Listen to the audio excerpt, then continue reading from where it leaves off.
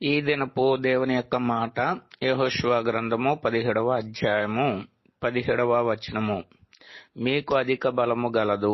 బలము మానవులందరికీ కూడా బలమిచ్చేవాడు దేవుడు.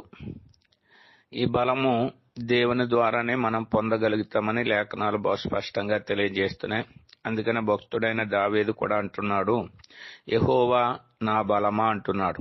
కారణం ఏంటంటే గొల్యాతును చంపడానికి అతనికి బలం లేకపోయినప్పుడు కూడా, అతడు బాలుడుగా ఉన్నప్పుడు కూడా ఆ యుద్ధశాలి బలవంతుడైనటువంటి గొల్యాతును చంపడానికి కావలసిన బలాన్ని దేవుడు తనకు అనుగ్రహింపజేసినట్లుగా మనం చూడగలుగుతున్నాం.